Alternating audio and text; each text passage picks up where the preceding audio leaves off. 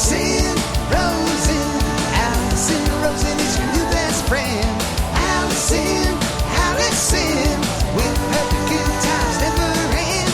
Allison Rosen, doing the wavy pencil dance again. Allison Rosen. Allison's your new best friend. Hey everyone, hi, hello. Welcome to another episode of Allison Rosen is your new best friend. I am delighted to introduce you to my guest today. This is someone that I have been wanting to have on the show for a very long time, and I'll get into all that. But she is a thanatologist, and you might be thinking, what is that? And she can explain it better than I can, but I will take a whack at it. It is someone who studies death, dying, grief, and mourning. Yeah. Oh, I did it! Nailed it. She also founded the School of American Thanatology, and lest I forget, it is on her coffee cup, which is across from me. So it's like I have my own cue card here. And she does a host of other things. Please put your hands together for Cole Imperi. Hello. Thank you for having me. Hi. Very excited to be here. Very excited to I meet live you. here now. So I know. I could just drive, a couple neighborhoods over. It's wild. I know. You were hanging out with Alie Ward earlier, and Today, you guys have yes. like a weekly work session where Yes. you get together and work. Yes, and it really helps because I think on Fridays, I'm prone to be like, oh, it's Friday. Do whatever I want. So I don't do stuff, and then I put it off. So when Allie comes over on Fridays, and then I know, okay, I have to do at least some stuff. And then she comes, and we both get things done. See, that is so It's great. It works really well. Another guest on the show, Caroline Moss, who hosts Gee Thanks Just Bought It, and then Nora McInerney, who hosts Terrible Thanks for Asking, Yes. who's coming on in March. Oh, cool. They take trips together to Las Vegas, and they post on social media about it. They get a really nice room, which during the week in Vegas is not that expensive. Right. And then apparently they get a ton of work done. I am envious of all these That's setups, really but I smart. feel like I would just fuck off.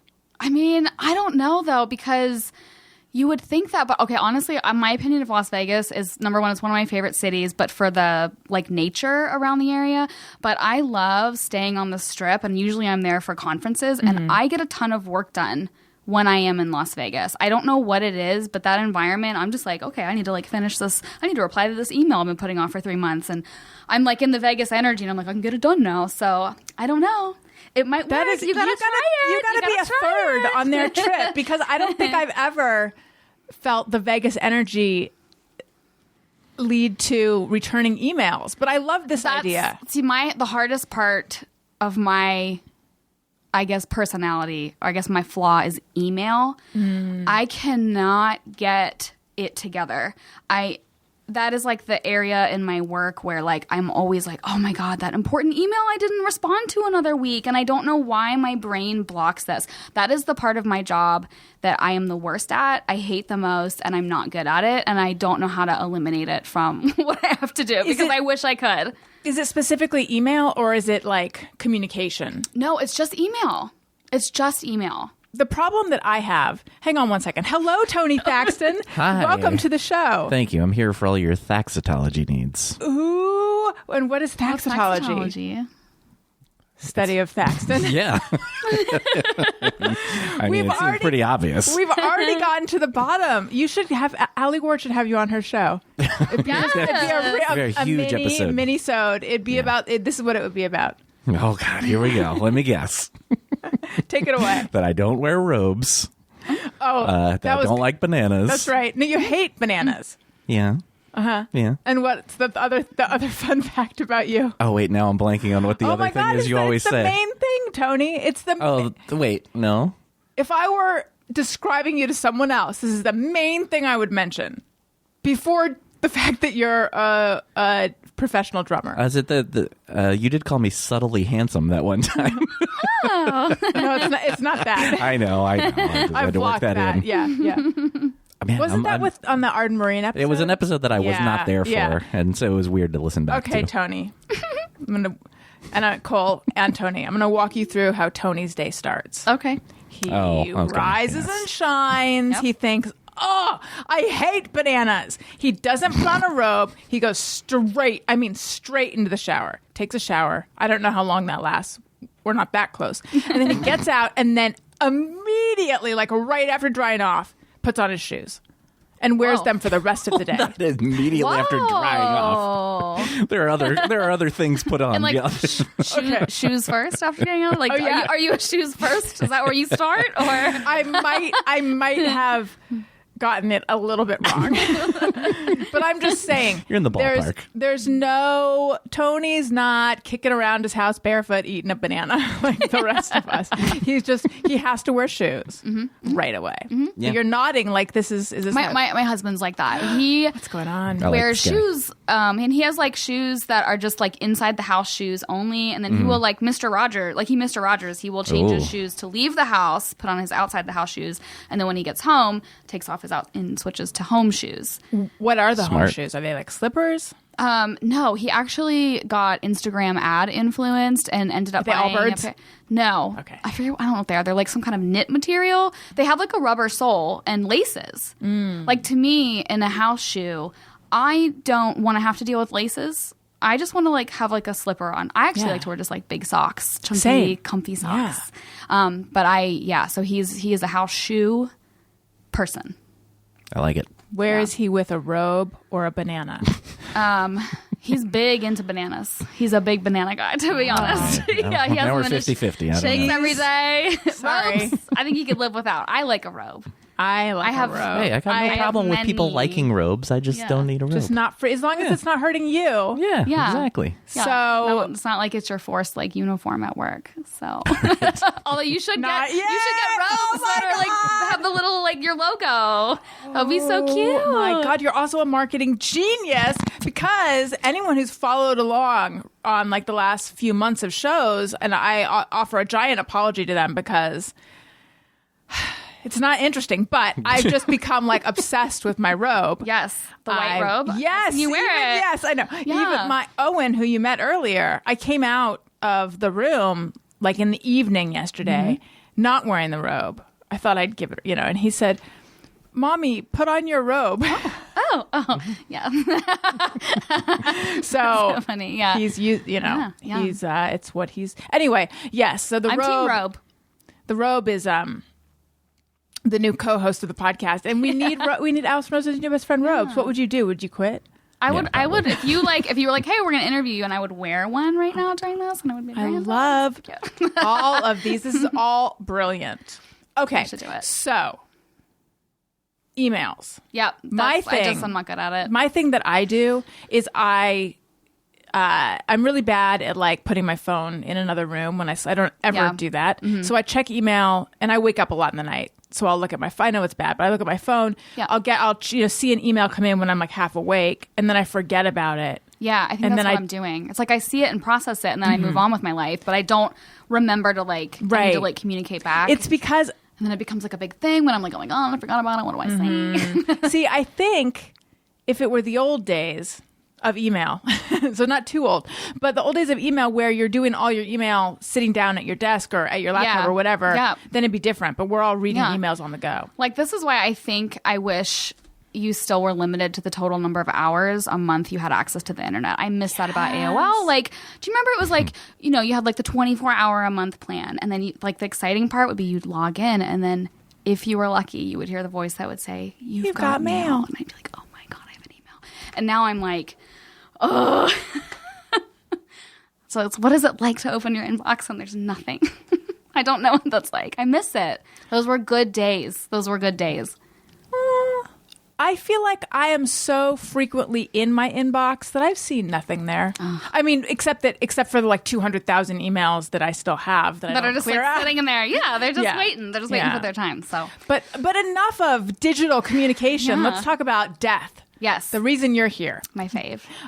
Okay, so actually, no, let's talk about I know of you via Alie Ward, because at the beginning of the pandemic, I think I mentioned to her that I might want to have a grief counselor on or something, just thinking sort of as a society, we're all dealing with loss and blah, blah, blah. And she's like, you need to have Imperi on. She was on Ologies. It's like everyone's favorite episode. She's amazing. And so that's when I first knew about you. Okay. And then I don't know if I reached out to you then or not.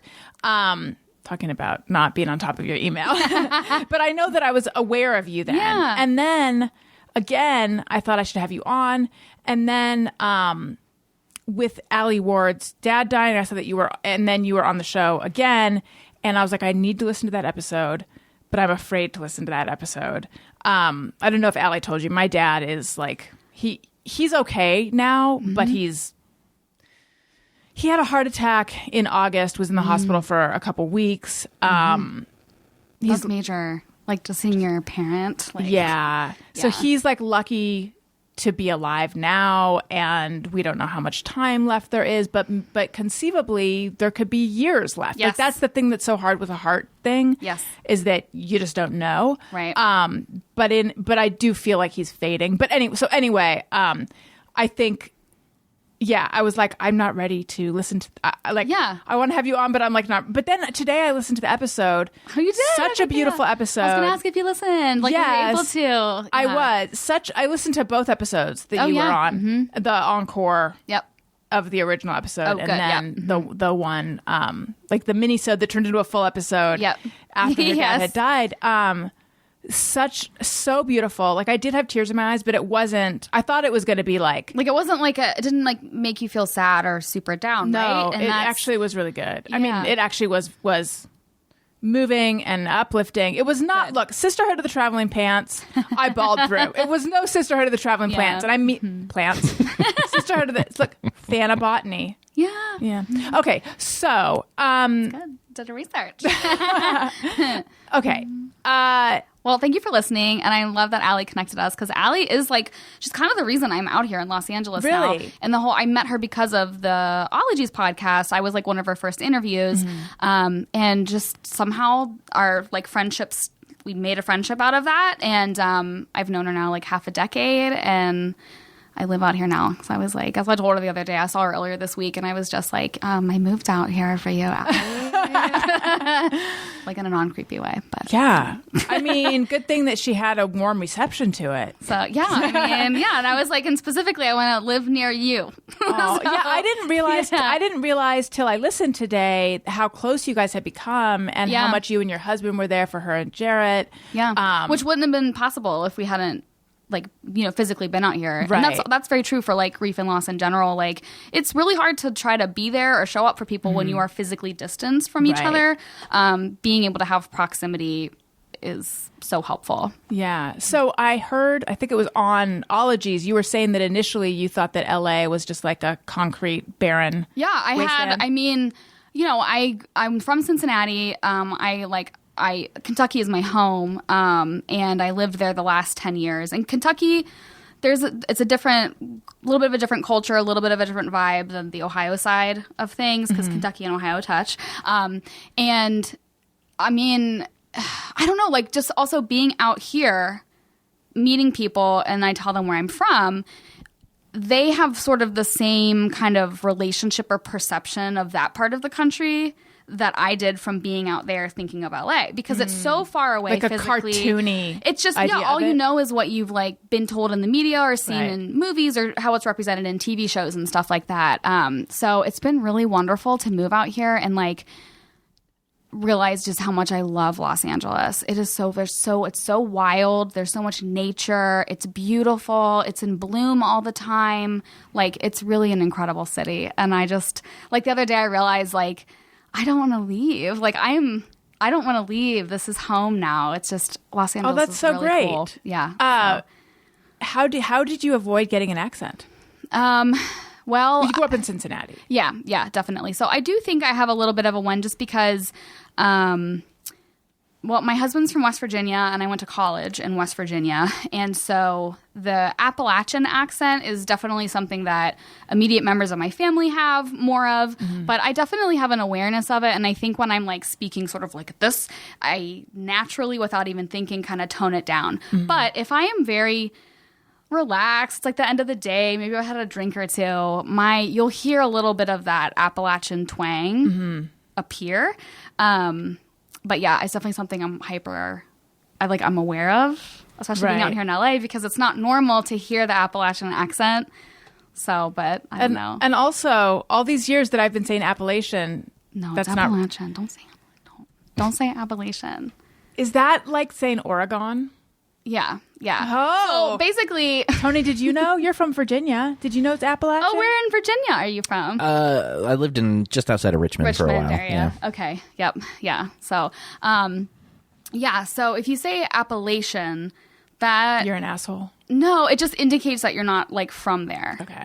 Like you're not in the club. So- I love being but in a it's club. Appalachian. I'm gonna say I'm gonna go there and I'm gonna say Appalachian. Yeah, and they'll be like, okay, she's cool. She's more or less. Yeah, She's on then- our team. Okay, so that's my first move. Then once I'm on the team, then what do I do so that they don't like discover that I'm not one of them? Well, if you're in West Virginia, ask where can I get the best pepperoni rolls? And then they'll be like, oh my gosh, they'll have lots of opinions about this. And then they'll know that you're truly part of it. Okay. Yes. And what is a pepperoni roll? So a pepperoni roll is like a traditional West Virginian food. And it was coal miners would take it down into the mines and eat it for like lunch. It was like a food that could sit out for days and you'd be able to eat it. But it's like very much a local food. And sometimes the best pepperoni rolls you can find are like at the local gas stations and things like that. And they're just like delicious. And literally it's like pepperoni, a little bit of cheese in kind of like a white, soft roll. And it's just really good. And so a lot of people grow up with that. They appear like at holiday functions and stuff. Like, you'd bring green bean casserole to Thanksgiving or something. There'd be pepperoni rolls. And that's actually something that when my husband went back home for like the first time after we moved here, he bought like a dozen pepperoni rolls and just ate them for days. Right. So, yeah. It's one of those like cool local food things. Tony, have you had a pepperoni roll? Do they make it into Virginia? No, not that I'm At aware least of. that part of Virginia, maybe. Yeah, and Allison, I'm from Michigan. I lived in Oh, Virginia where are you for a from while. in Michigan? A very, very small town called Edwardsburg. It's right on the Indiana state line. Not the most exciting area. Oh, okay. but, yeah. I have some half sisters that live in Kalamazoo, and then I spent a lot of time in South Bend, Indiana, and Oh, yeah. Mishawaka. That's right by where I lived. know it. Yeah, I know yeah. it. South Bend was Yeah. like 20 minutes from where I Yep. grew up. Okay. Yep. I thought, okay, cool. So, Oh, what a small. But you didn't know Appalachian. 'tis a small world. Small world. And you also don't know Pepperoni rolls. No. Speaking of food, I don't know if Alie told you what I was making for you guys this morning while she was at my house. No. I brought it. Oh my gosh. Tony, a drum roll or something, please. Number one, I churned fresh butter for you. Oh my God. Okay. Yes. Oh, thank you. Oh, that's so beautiful. Okay, and I put it like in little flour molds, and then Does that have salt on it? I or picked up a cheese? fresh loaf of challah bread from LA Home Farm, so Oh that my we can have like God. challah and Butter. fresh butter, and you can just like rip it off. So this is my gift. Thank you. you guys. This is so unnecessary, but I hope everyone takes note. Listen, just always bring food. Thank you. Always bring food. That's That my is, yes, I love that. Thank you so much. All right. I mean, Sorry, I I do threw wanna- you off. I No, threw you I off know, your line but of- it's your line exciting. of questioning. Sorry. I do want to ask because I heard on a podcast that, you know what, I'm going to stop saying where I have heard of everything because it's just unnecessary. I'm just going to start that sentence over again. I do want to ask because I learned that you found out that you were Jewish by blood and that is something your family had kept from you. No, it's not that they kept it. Just Oh. was like not. It was like lost from the living generations of family, and it wasn't something that I had discovered until after I'd been a practicing Jew and served on the board of a synagogue and had gone to Israel on a birthright trip. How did you find out? Well, through genealogy. So I did like a DNA test eventually years after I had been, like when I was in high school. Okay, so do you want this like little Yes. like sort of story and like Sure. identity? So growing up, my mom's side is Catholic, and I went to Catholic school for 8 years, and then came the time to decide where to go to high school. And in Cincinnati is very like German Catholic. So a lot of my mom's side of the family, everybody went to like an all boys Catholic high school or an all girls Catholic high school. And I had been like a religious questioner. Like I remember I got put on the wall one time in grade school, which was like detention, because I had asked, why are we Catholic if Jesus was born a Jew and died a Jew? I was like, make it make sense. Yeah. And so I got in trouble. And so I decided that I did not want to go to Catholic high school because I just was like, make it make sense to me. I was really hung up on that. So I chose to go to public high school in Cincinnati, and for whatever reason, I became one of the Jewish kids. And so that was really where I was like deeply exposed, and then like part of people's families, and that's when I started observing Shabbat. And I started observing Shabbat on my own because I just thought the tradition was so beautiful, and it just really made sense to me, and I cannot explain it any other way. It does not make sense to me that like a 13-year-old would just be like, I'm going to start lighting the candles and observe Shabbat. But it just like I it need was a like break from the hectic week. Actually, 13-year-olds do need a break from the hectic week. Yeah, but it was just like I found something that just made sense to me. And then I went on in college, and one of my degrees is Judaic studies. So I learned to read and write biblical Hebrew, and really deeply studied all of that stuff. And that actually really, a religious studies degree is great to have for anyone that works with death, dying, grief, and loss, because a lot of what people believe about death, where do you go when you die or not, or how you should live your life, is informed by the religious tradition that you hold to or that you grew up around. So if you can become more educated about how religions work and all that stuff, you can kind of come to a deeper understanding of death, dying, grief, loss, and mourning rituals. So then I found a sect of Judaism. It's called Reconstructionist Judaism, which is more the most in line with sort of like how I see things. I served on the board of a Reconstructionist synagogue for like several years. Then I went on a birthright trip when I was in my early 20s. And then I started to do all this DNA stuff to look into my history, and Ashkenazi Jewish came back, and my like immediate living family members were like, what? Had no idea. But I've since connected and found like my Jewish ancestry, where they originated. They're actually from northeastern France, French Jews, and part of why they left to come to the United States was because at the time, Jews in France would be taxed. They would have to pay an extra tax just because they were Jewish. And that was why a lot of them left. So that's what I found. So it's then wild. When you found it, were you like, in your mind, is that why you were potentially drawn to Judaism, or do you think that's just coincidence? No, I don't know. So it's interesting. Like the older I get in my work with death, dying, grief, and loss, I mean, like, okay, so when I started in my career with death, dying, I approached it being like, what is right, what is wrong? And then like, what do I believe? Like, I want to believe what is right. It was very like, I was just seeking. When you say right, do you mean like scientifically correct, or do you yes, mean? Okay. Like, well, like I wanted everything what's to real. be a black and white issue. And I wanted to know like what was like the side I was on. Everything had to be like sort of a side. And this happens for a lot of people who work in my line of work. And then as time goes on, then you realize everything is literally a gray area, and you're never going to find the true black and white, the true yes and no side of things. But there's this idea in Judaism that like, that there's something in my soul that just naturally found it. And the older I get, the more of a comfort that feels to me. And it just makes sense to me because there really was no reason why at such a young age, it's not like I grew up in a Jewish household, you know, why would that have resonated with me so deeply to the point that I pursued it? I don't know. So, yeah. Right. And so, and what are your parents? I'm going to give you like 3 questions. Yeah. What are your parents like? What did they think of this? And then also, do you have siblings?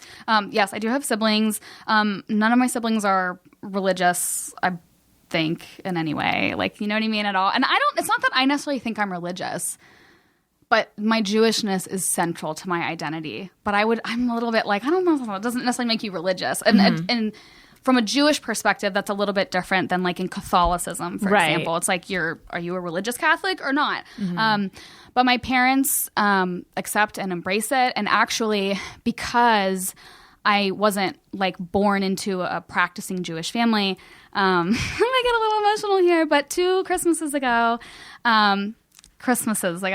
okay? Yeah, no, I celebrate Christmas too. I love Christmas. I asked my mom and dad to give me a Hebrew name. Aw.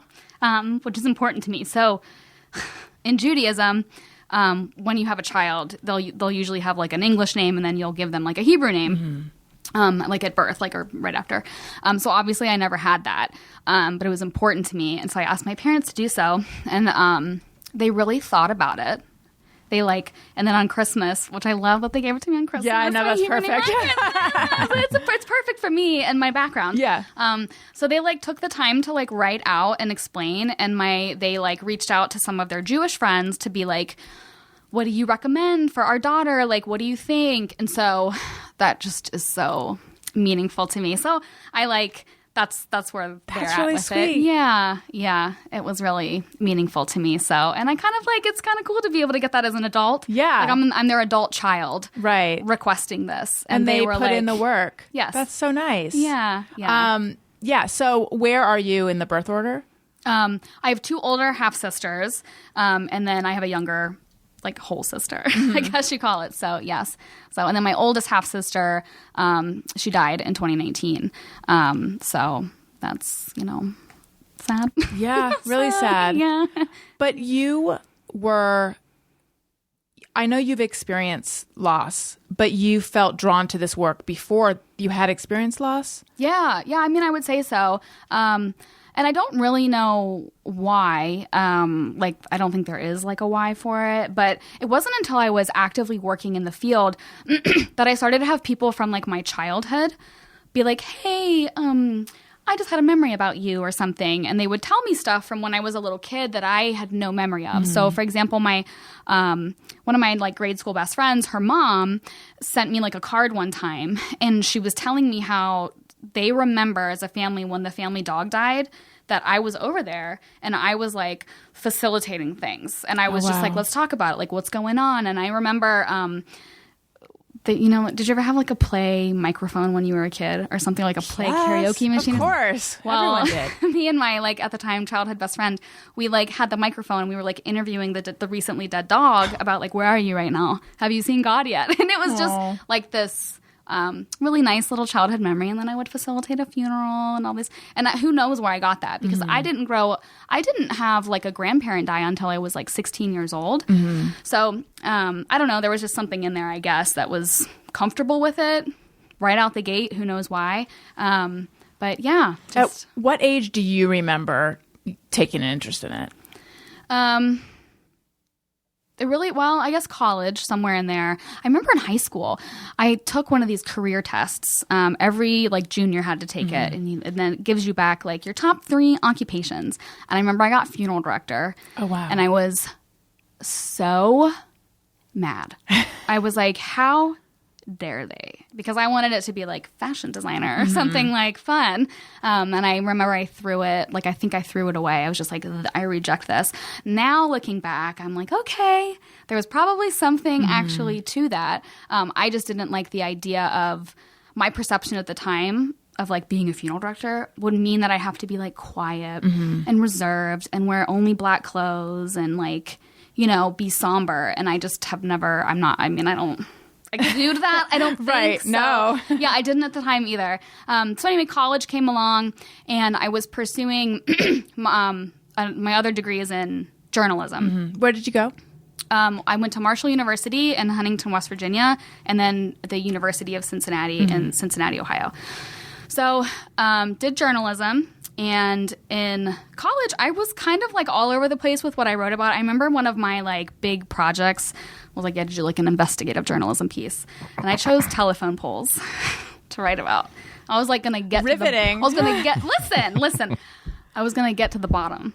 You of mean telephone like poles. Like utility poles. Right, okay. I don't census. Yeah, and so I don't understand at like 20 years old why I was like, I'm coming for you. Like that's what I think. Like my classmates were doing way more interesting things. Well, anyway, I ended up learning about like this stuff called they use these things at the base of the poles. It looks like black stuff. Sometimes it's like a creosote, and they use other things, and it actually leaches into the ground around there, and it's like not healthy.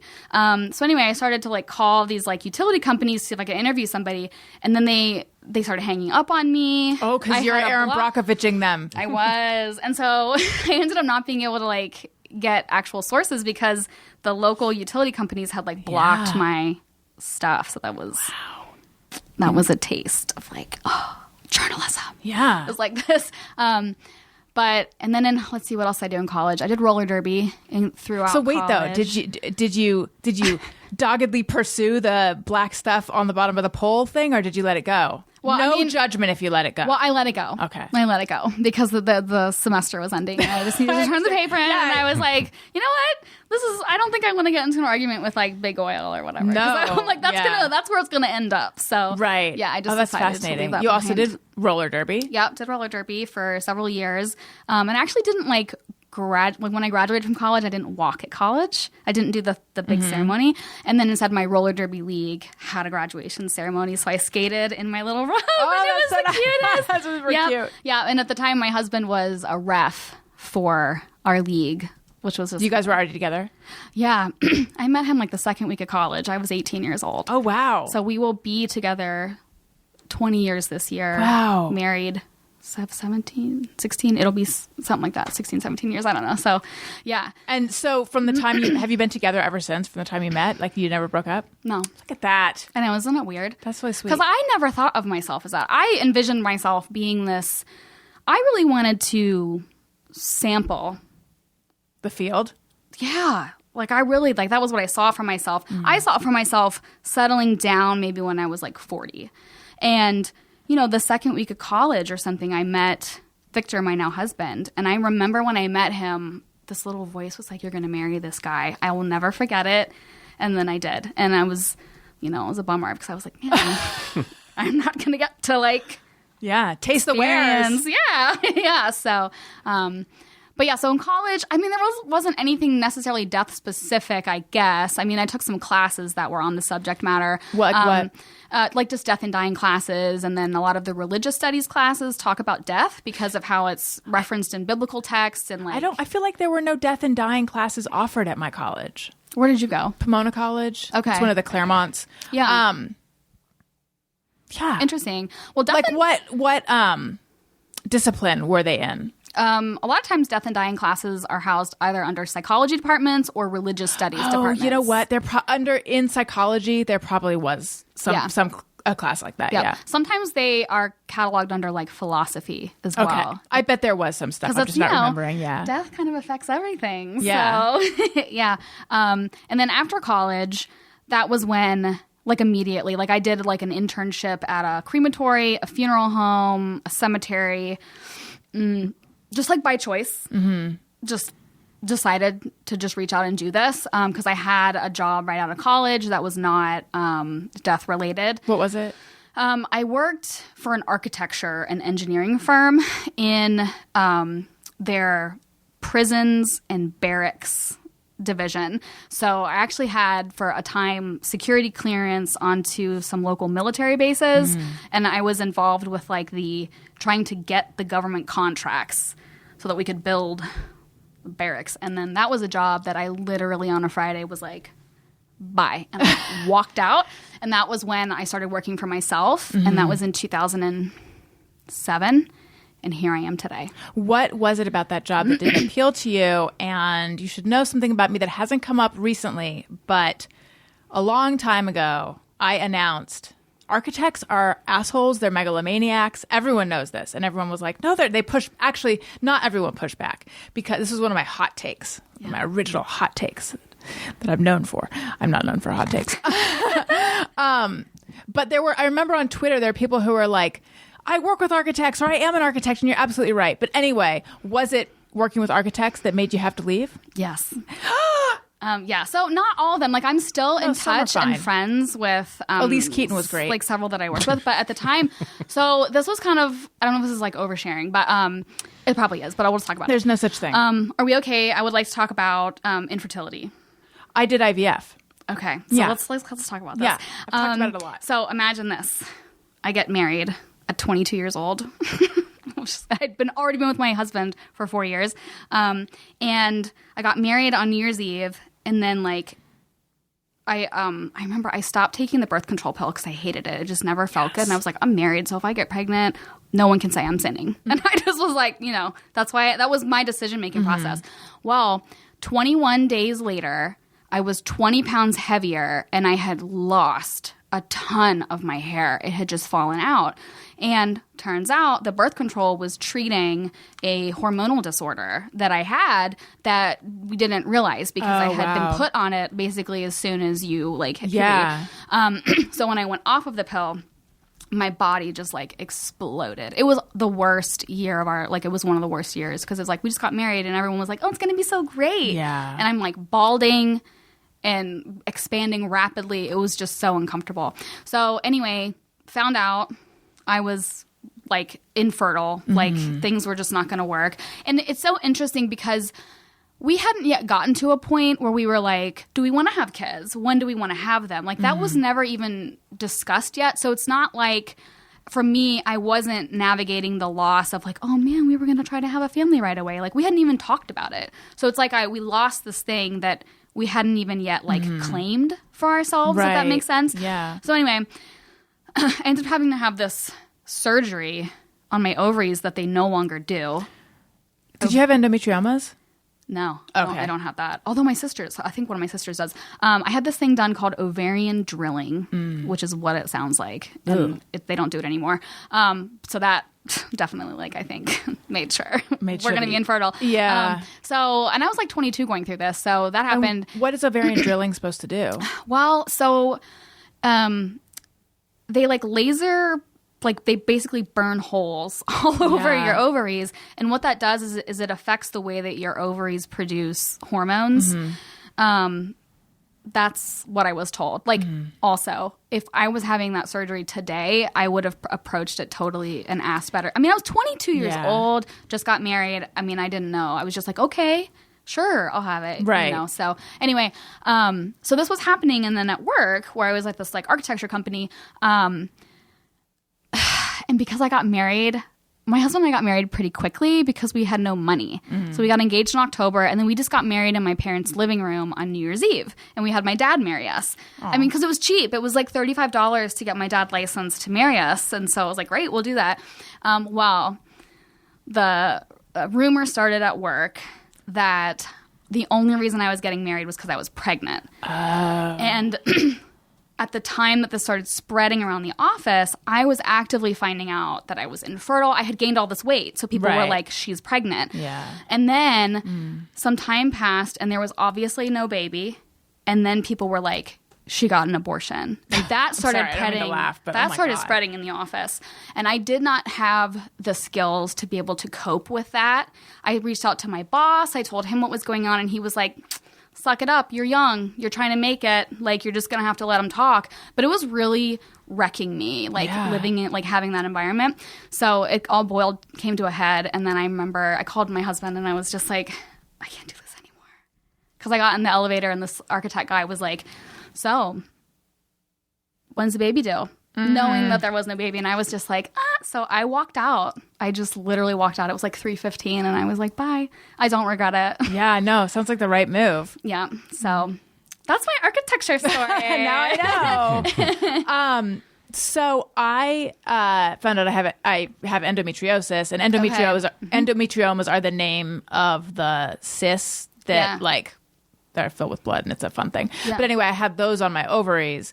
And at the time, the surgery they recommend is to go in and remove them. And now apparently they wouldn't. Now they just leave them. But I didn't know at the see, the thing with endometriosis is they can't diagnose it 100% until they go in. Until they're in, yeah. So what they saw there was some kind of mass situation going on, and my CA-125, which is a cancer marker, was elevated. So there was this, we have to go in to make sure it's not like an oncologist did the surgery, a gynecological oncologist. We have to make sure it's not cancer. So scary. Yeah. It's so scary when like this system of yours is just like in question. Yes, totally. Mm-hmm. Yeah, like I signed away, I might wake up from the surgery with no uterus. And the funny thing is that when I did wake up from surgery, I remember they were trying to tell me, like, good news, it was just endometriosis, not cancer. And that was the first time I'd ever had general anesthesia. And I just remember thinking I know that at one point I cared, but right now I do. It was like, in my mind, it was like I had received an email and I'll go read it later. I was so out of it. But anyway, I found out then when we ended up, going to the fertility, when I thought that I'd spent my whole life trying not to get pregnant, thinking, I mean, I like really bought in to all the sex education. So I was just like, if there's even like a penis near you that doesn't have a condom on it, you can get pregnant from like the pre-ejaculate and da-da-da. And I mean, I had like taken the morning after pill just almost prophylactically when I didn't need to, I was just like, I just want to be extra safe. So I was so sure that I would get pregnant quickly. In fact, people had recommended freezing my eggs, like in a sort of like before we knew what was going on with my body, but just like, a lot of women your age are doing it. And I was just like, save them while they're good. Right? Yeah. It's $10,000. It sounds invasive. I don't want to worry about that. So I just like put my head in the sand. And then I was like incredibly infertile. And it turns out that surgery had removed like a ton of my eggs. Oh, wild. Yeah, because they're removing part of your ovary. Oh, so they take eggs with it. And they had not told me that at the time. Yeah, I was going to say, but was that like probably wasn't explained to you in those explicit terms? Not at all. Like, tissue was removed from whatever, but that doesn't say the tissue attached to all these eggs was removed. No, not at all. But, and then I play it back and I think, well, I wonder if at the time they would have been like, it's more important that we make sure you don't have cancer. I don't know. Yeah. It's like there was this like feeling of urgency at the time. Yeah. But so anyway, so I share the infertile situation. Yeah. It's a wild experience. And another no, go ahead. Yeah, it's a wild experience. It's also really common, and everyone has a different like entry point into it, a different exit point, and it's so interesting. Usually, like in the medical world, the way that information is told to you about fertility can be very different depending on what part of the country you're in, and like different regulations. How do you mean and stuff? Well, it's like so. One of the reasons I was really excited to move out to Los Angeles, for example, is because there's more healthcare options than like where I moved from. A lot of the hospitals are like Catholic-based hospitals, so they have regulations and rules on certain medical procedures, which affects the options that are presented to people, especially with like infertility-related stuff. Specifically, because for example, I had a DNC at one point, but it wasn't because, which is like an abortion, right? But it wasn't that. But I would not have been able to have that at certain periods of time, depending on where laws were in the area that I was. And it is not getting better in certain areas. No. So, yeah. Yeah. What I was going to say was another thing we have in common is I know, so I take questions from listeners and we'll get to them later, but I have to bump this one up to the top. You have a fear of cicadas flying into your vagina? Yes. Because I have a fear of insects in my orifices too. I know that like the physics of that don't make sense. My brain does like rejects it. My brain sees it happening. Yeah. No, we have openings. Yeah. They're vulnerable. And I don't want an insect to breach it. And that's really like I've spent a lot of time trying to figure out like why. But you guys don't get cicadas out here. No, thank God. That's also one I was so glad to move out here. I was like, there's gonna be no cicadas. How big are cicadas? They're like I mean, they're substantial. Tampon size. When you hold them, they have a weight to them. Okay. Like it's not like a lightweight bug. Like it's a bug that could like carry loads of stuff and labor. It's like a laboring type of insect. Okay. So yeah, they're pretty intense, and their noises can be really scary. And then like the thing is, a cicada, like if it got up under your skirt or something, it would scream, first of all, which is also traumatizing to have an insect like up in your dress or something retching. Screaming. Yes. So Have you ever had a close call or anything? Yes. Oh God. Okay, do tell, please. I was 21 years old, and we had one of our big cicada years in Cincinnati.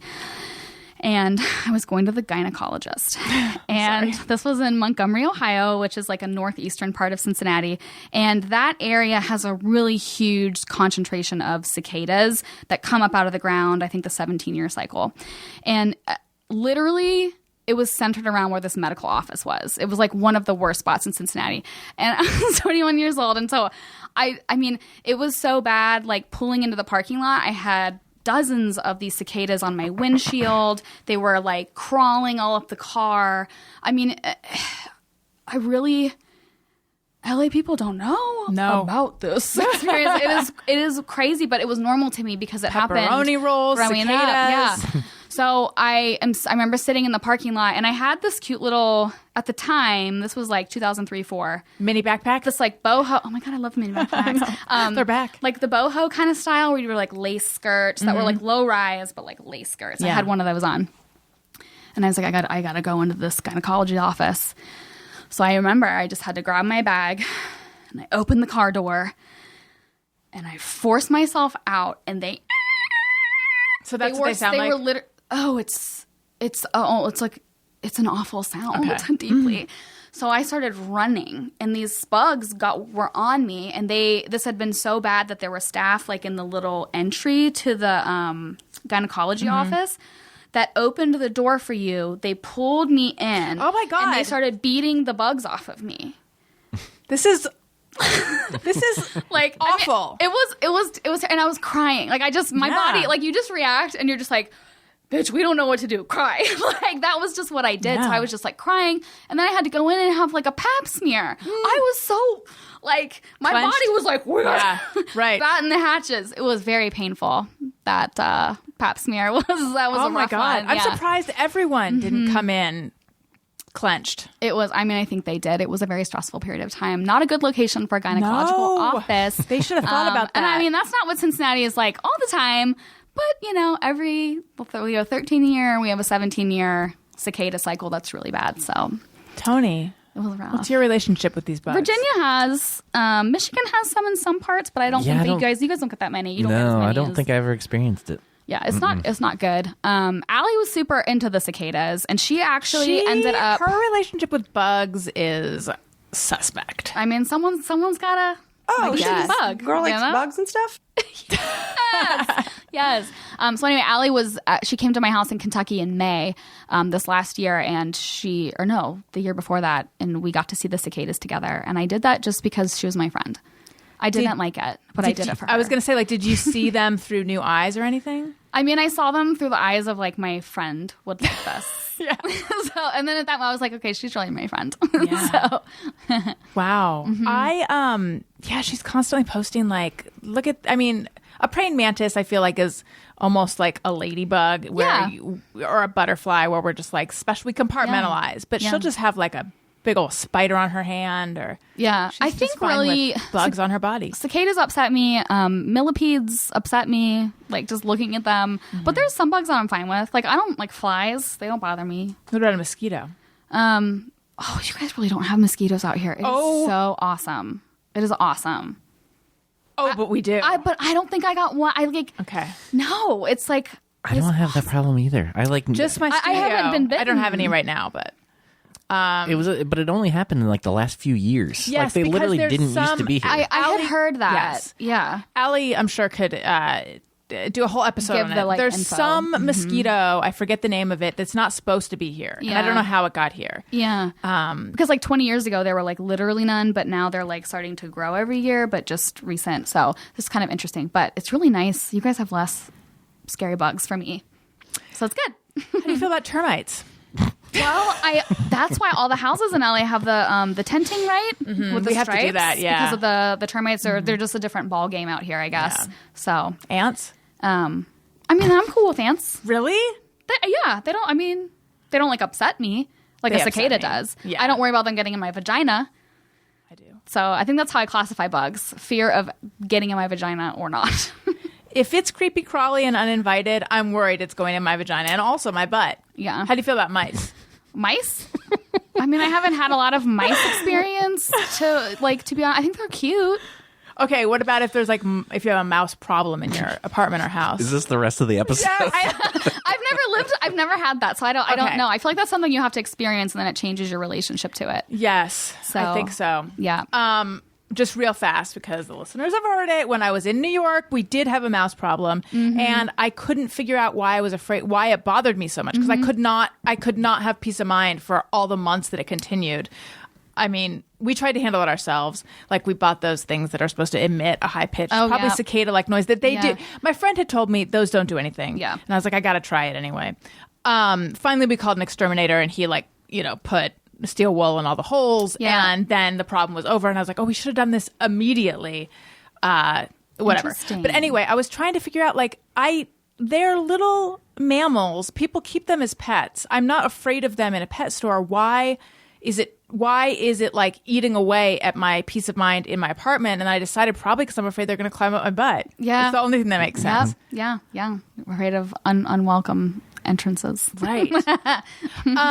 Okay. Let's get into some of the thanatology stuff, though. Sure. So you started interning at a crematorium. At did you say funeral home? A funeral home, and then I did like a little rotation with a cemetery. Yes. Did you all at that point were you like, I am drawn to this, I want to find out? Like what was going through your mind when you opted to do those internships? I just remember being like, I should be more educated about this, like how it actually, like how does all this stuff happen? But what do you think was behind that? I don't know, honestly. Like I look back at it and I'm like, what were you doing like in your life? Like that I was just as a 20-year-old or a 19-year-old. I don't know. It just drew me because I have never been I'm not like a horror person. I don't like to be scared. I don't like to choose things to scare me. I don't like to be scared. Okay. And I don't like to be upset. I don't like to be sad. But I guess it was more just like a general, like a very real, genuine interest in just like death. I was interested in the business of death in the United States in particular. And then I became really interested. Now my work, I am predominantly interested in and focused on grief. But in order to get to the grief, I really needed to have a really solid understanding of the dying and the death. And so that's kind of, I think, like the thematic structure of how my career has progressed. So I started with death, like what's a dead body like, all this stuff. And then I did a yoga teacher training that was like 6 months. And we had a cadaver lab as part of our training. Oh, wow. As part of a yoga teacher training. Yeah, it was a good one. And the reason we did that was because if you're having people come into your classroom and you're asking them to move their bodies in ways, you need to be able to understand what you're asking them to do to their organs. Like where the pressure is going. So it was like an anatomy lesson. Yeah, so we were the whole, it was a 12 hours total with a cadaver, seeing the body and seeing it up close. And the purpose of yoga is to become more comfortable with your own death, which this is why you practice I that? learned 6 hours ago listening to you on what is the name of that podcast? The Art is Green. Shelby. The grief podcast. Yes. Yeah. That's right. I forgot it. I'm forgetting the name of it. Carrying on, or maybe. Anyway, I can't think of it now that you're talking about it. We'll figure it out. Yeah. You know what? If they Google Cole Imperi, it'll be one of the ones that pops up. Yeah, in the podcast app, it'll be one of the ones that pops up. Yeah. Yeah. So in here, I thought that yoga, I'm going to get away from the death stuff. So right. But I was really just getting more into it. Yeah. Turns out life is funny like that. But yeah, so I did that, and then I started to volunteer at a hospice, and I led death cafes. And then what's a death cafe? So a death cafe is a nonprofit organization that has a template that you can pick up and run within your own local community. A death cafe is like an unstructured time where people can come and you're just facilitating an open space to chit chat about death, dying, grief, and loss. And then usually you have snacks afterwards. A lot of times libraries host them. So is it kind of like a support group but less structured? Yeah, and you have people that come that are actively grieving, and then you have people that come that are just really interested. They're 18 years old, and they're like, I might want to be a funeral director. I'll go to a death cafe. So I would facilitate those. And then I was also working as a death companion in my local community. Which means what? So have you heard of death midwives? I've heard of death companions, death doulas, yes. Death companion. Then there's also terms that are specific to cultural and ethnic groups, but it's the same function. It's you have a community member. They're not a doctor. They're not a funeral director. They're not an attorney. They just know what to do when it comes to death and dying. So those kind of roles exist everywhere and have forever. But I was doing that kind of from a non-religious, secular approach. Is there training for that, or is it something you just kind of intuited? There is, but I will say that originally with the role of like being a death companion or like in Judaism, we have something called the Chavra Kadisha, which is like when a Jewish person dies and they're like observant, we have a group of Jews that are trained specifically on the end of life rituals, like that know what to do when it comes to death and dying. And these people are not funeral directors. They're not doctors. They're not like, they're there to just uphold the rituals belonging to the community.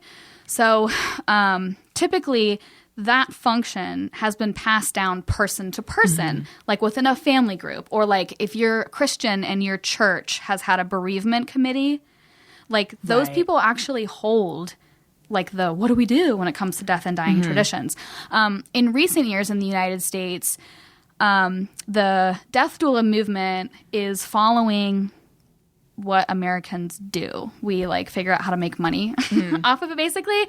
And then we start to talk about how do we regulate it and how do we like put laws on top of it. So that's actively happening right now as this sort of like new profession grows. Now there's so many more options to like get training and education from someone that you pay money to, but is maybe not part of your actual hometown community or your religious group or whatever it might be. So I was just doing that. It just came very natural to me. And part of why I think that happened was because I had had the experience in a crematory, in a funeral home, in a cemetery, and also like simultaneously. So when I quit that job, I was like, well, I guess I work for myself full time now. And so I had a journalism degree, so I knew how to write. I knew how to design. I had all the design software. And so I started a consulting firm, basically like business consulting, but with a strong marketing bent. And the show robes. Yeah. And with like literally, I cannot tell you how this happened, but I just started getting clients that were in or around death, dying, grief, and loss. So I gained experience through understanding their businesses and like their challenges. I continued to work on my own credentials. So I became a certified crematory operator. I've cremated both humans and animals, but I have never been full-time employed like at a funeral home. I'm also not a licensed funeral director or embalmer. I have been in more funeral homes than I can count because also for like half a decade I was teaching faculty for one of the largest deathcare associations, I guess globally. And so I would travel the United States with my husband, and we would give these, like, we would certify people to become certified crematory operators with a whole other team of people. So there was like a good 10 years there where like we were on the road a lot. We were teaching and working with funeral directors. I was consulting with businesses in and outside the United States. I started speaking at funeral conferences about like marketing and about like how to have perhaps a messaging that resonates better with the public. I am very pro funeral director because these are people that have this very specific training. They know the laws. This is one of the issues with the death doula movement right now is you have a lot of people that are entering this work who are not educated that it's a felony to, like, if somebody complains about you and you're doing something that's a little bit like under the jurisdiction of a funeral director, it's a felony. And I don't want to see these people like who are in this for good, not understanding because they took a training program that is not teaching them about the boundaries of where the work should be and not be. Just out of curiosity, can you give me an example of something that is under the jurisdiction of the funeral director that a death doula might do? Well, it varies. So in the United States, funeral service is regulated at, it can be up to 4 different levels: city, county, state, and federal. So your local funeral director is going to know what those specific rules and regulations are. And the other thing about funeral service is it's not just like the funeral home. Like usually like these people have relationships with your local coroner or your medical examiner. And the other challenge with funeral service in the US is that the baseline qualifications to be a funeral director can be very different. Like in the state of Colorado, technically you don't need anything to open a funeral home. In Kentucky, actually, I don't want to say this, but there's some states where you just need a high school diploma to start working as a funeral director. There are other states like Ohio, you have to have a 4-year bachelor's degree, I think, plus an apprenticeship. So there can be huge variations in like the training that you go under. But do research before you choose where to die, people.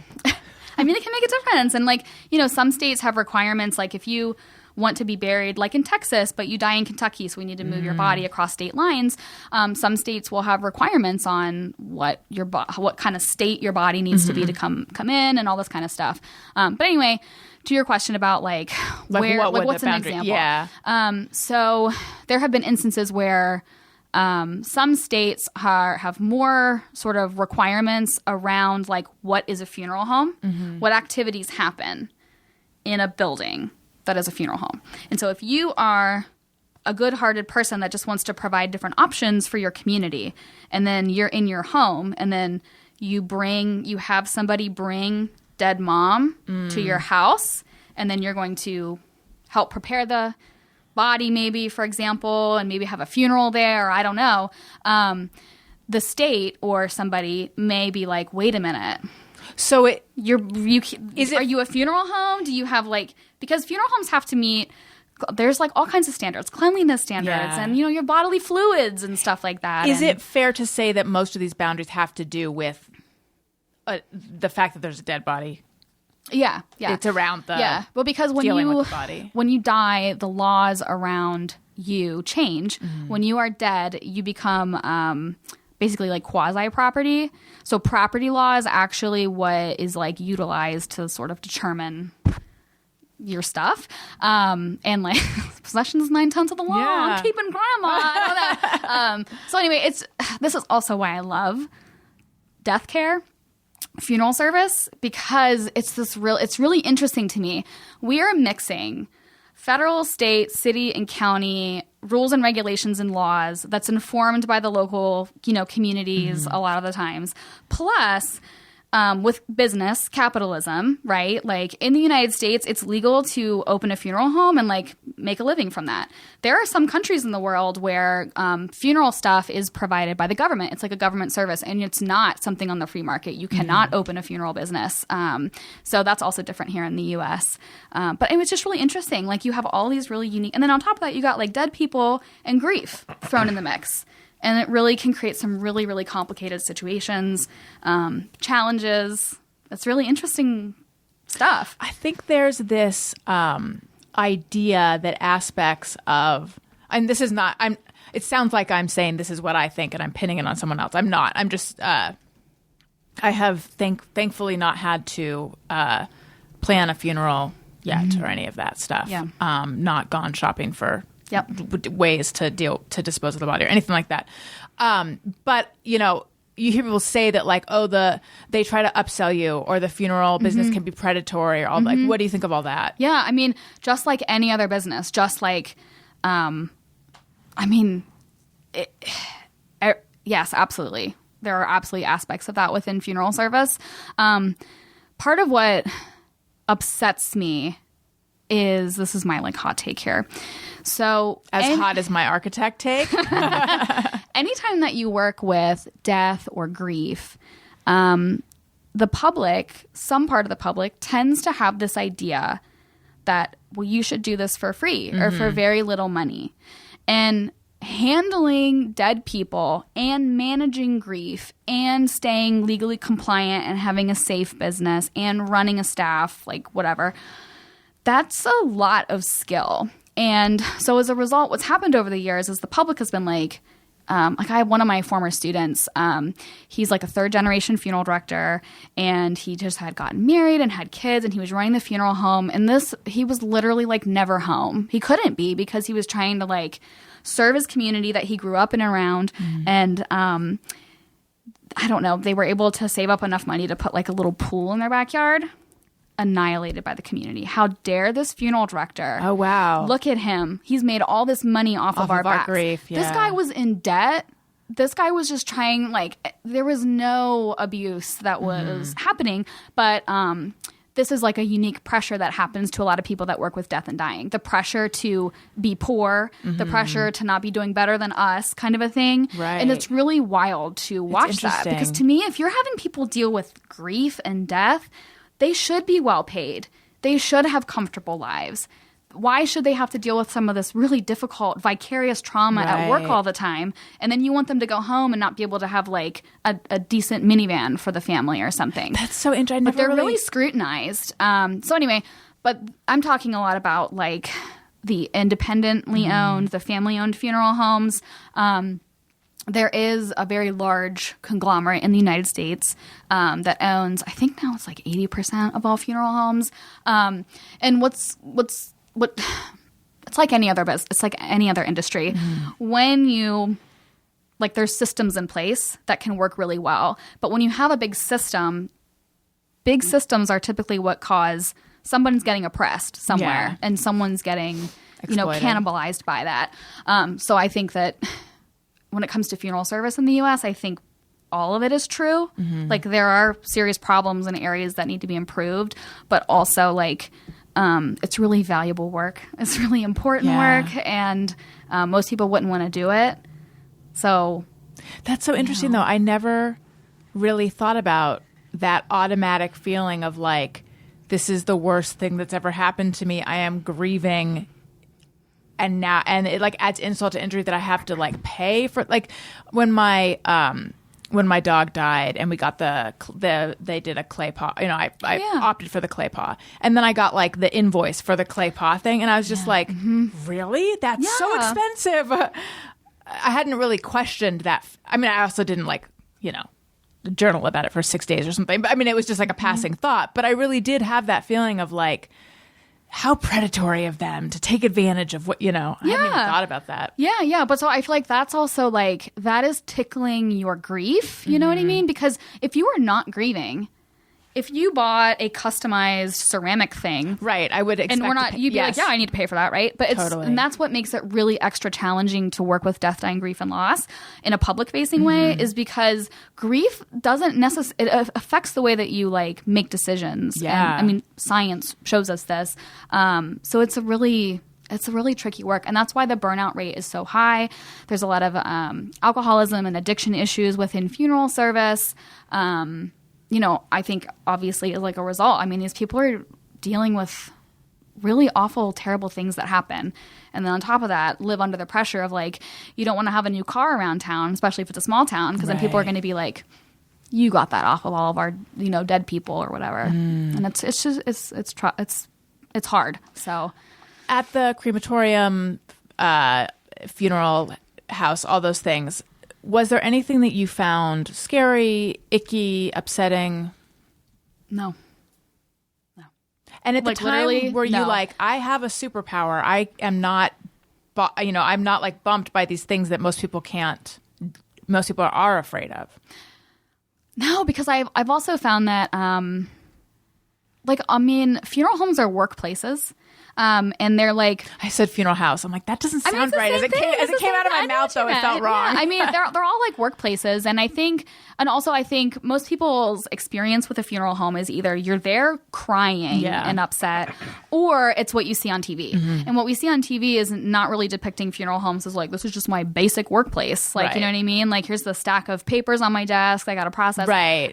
No, it's dramatized. But I've been in more funeral homes than I can count in like 3 countries or something like that, and everyone that I've ever been in is like great. They're organized. They have systems. Like, everything is in its place. I've seen a lot of dead people, and that you totally A-okay with that. Yeah, it really. Have you ever been around a dead person before? My grandfather had an open casket. Okay, so but were you ever with a dead person before they were like at their funeral, like when they were just like, no, I don't think dead so. Dead at home or dead in bed or no. I've seen dead pets, but and I was very upset by it because they were my pets, right? But no, I've never. The only dead body I've seen was my grandfather, like at his funeral. Yeah. I'm trying to think of. Yeah, no, I haven't. Yeah, so I will say that like the experience of being with someone that has recently died, I I think that there's something in your body, like biologically, that is hardwired into us to just like, you just know. Like you know how to be? Yeah. And anybody that I've ever worked with or all these like funeral homes I've toured, especially if I've like had to go through a space where there's like an embalming or something that is just finished up or something, there's only ever been like the absolute most respect demonstrated. And like I would we'd often say, hello, Mrs. whatever their name is, walking by, because to me they're still a person and they can't the dead are a vulnerable population because they don't get a say anymore. And I think that I have so much respect for that. But no, it's not scary to be around it. It's very natural. And especially the type of natural that you only see when you are with someone who's recently died. It's very beautiful. And like part of why I love my work is because I can only be fully present to it. It's really like I literally have never been around a dead person and been like, I wonder if I've gotten any comments on that TikTok. You know what I mean? And like thinking of that kind of stuff is like not being in the here and now. And so I think that's why I've been able to maybe like last in my career, because I get this medicine of just the opportunity to be present in my current life. And like even talking to you right now about this, like I am fully here because we're talking about something that's important. So yeah, it's not scary. And I don't believe, like I've never seen a ghost. I kind of wish I had so that I could like understand what people are talking about to have that experience. But I don't, I've never like seen that stuff, and no one's ever like ghosted me except in real life while they're living. So I always think that like all of that stuff is scary, quote unquote, when it's like depersonalized and when it's just conceptual, like the idea of dead bodies. But when it's your loved one, then it's like just your loved one. Yeah. It's not, it's sad, but it's not scary anymore. Right. A lot of times the things that we think are scary actually are just internal. They have nothing to do with what's happening out there. Like seeing, like honestly, we are the thing to be afraid of ourselves. Yeah. That's where we should, that's where a lot of the fear actually comes from. So,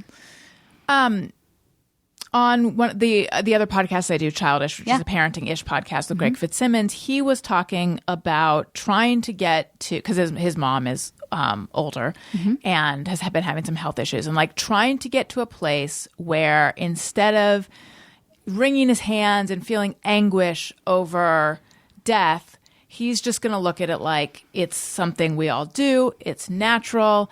And when she dies, instead of being so sad, it's just like, what a great life she was able to lead. And I've, come up against this notion of this is how we're going to process death before, this idea of like, what if we didn't have to feel sad about it? And I always think like, that would be wonderful. I don't know if it's possible, but like, where are you with all that? Like, how much is there a way to avoid grief?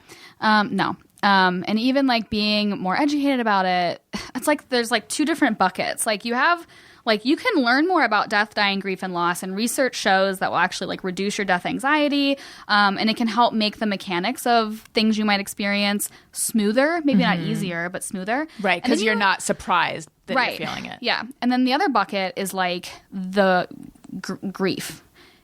You cannot educate yourself out of that. You cannot talk yourself out of that, like period.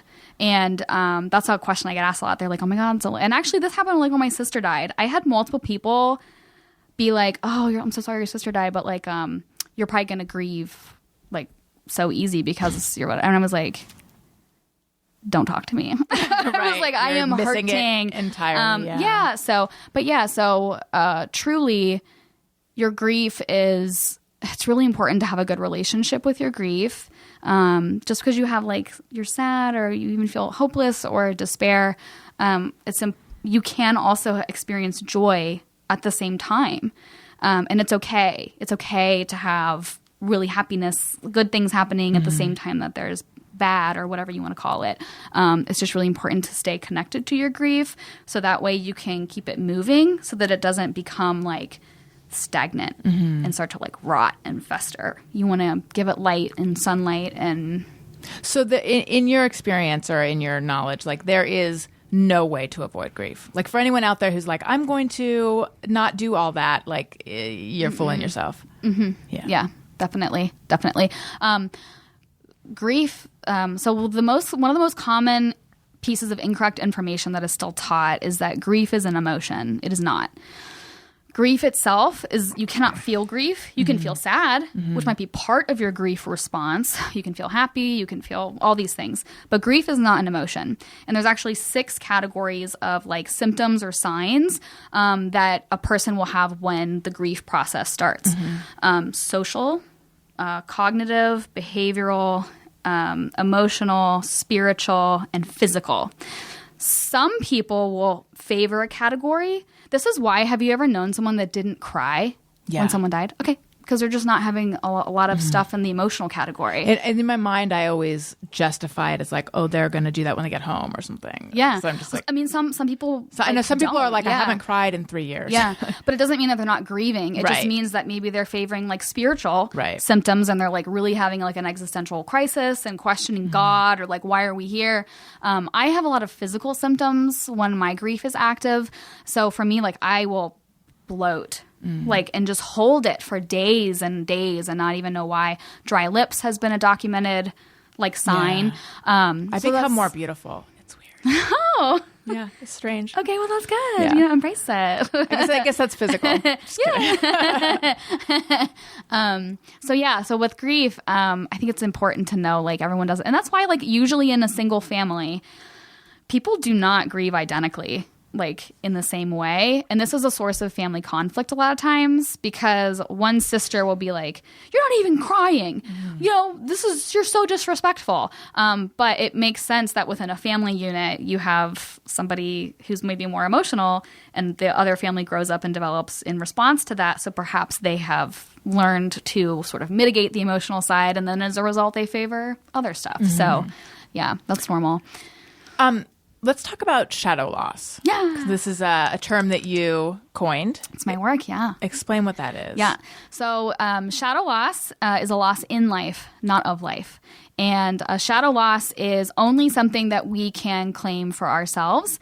It is not a diagnostic term. It was not developed in a clinical lab for the purpose of diagnosing someone and building a treatment plan. It is like a word that people can use to describe their lived experience. And the idea with it is it saves emotional labor. So it would work like this. So if I told you, Allison, one of my friends ghosted me, and honestly, it's a shadow loss. Me saying that just saved me from having to be like, no, we've been friends for 4 years. I haven't explained We did this. We felt this together. I went through this with her. I don't have to relive any of that. I just saved all myself that work by just being able to be like, it was a shadow loss for me. With shadow losses, another common shadow loss is a medical diagnosis. So for example, you could have 2 people that are diagnosed with infertility. One person might experience that as a shadow loss, but the other one might not. You know, it might not might be a bummer, but it may not be something that they actively like grieve. Divorces, retirement. Many people retire and they end up grieving because they're like loss of identity, but there's a societal pressure to be like, aren't you so happy you're not working anymore? And they're like, no, but society doesn't want to hear that. Medical diagnoses, getting ghosted, a business failing, filing for bankruptcy. I mean, losing a dream, the pandemic. Yeah. I mean, getting fired unexpectedly. I mean, anything can be a shadow loss. And in the English language, we actually don't have a super robust selection of words to describe our lived experiences. And one of the problems, in just Cole's opinion, is that we use a lot of language developed within and for a clinical environment in day-to-day life. But like we don't have the just training. Talking about people constantly using the term narcissism when that is not what they mean. Right. And so we're borrowing that. And so the problem is that then the average person lacks the nuance that would have come around being educated on that term, what it was developed for and around, and how it is to be used. And so we pull a lot of language from the clinical environment, and that can, for some people, result in feelings of shame. So, for example, being told, I have a story that I have permission to share. There was a gentleman who's youngish. He'd been married only a few years. His wife died, and he was in like grief counseling. And his therapist told him that, oh, you're, because he was really upset. He was Jewish. He was really upset because now he's going to have to like his wife is dead. That's one thing. But now he has to show up again as a single Jew and have to be like at all these holidays and just like all of this stuff that he's now single to. Mm-hmm. He had just like finally like found his person and all this. And his therapist told him that, well, that's secondary grief. But that really upset him. It. Yeah, because he's like, there's nothing secondary about this. She's dead. I've accepted that.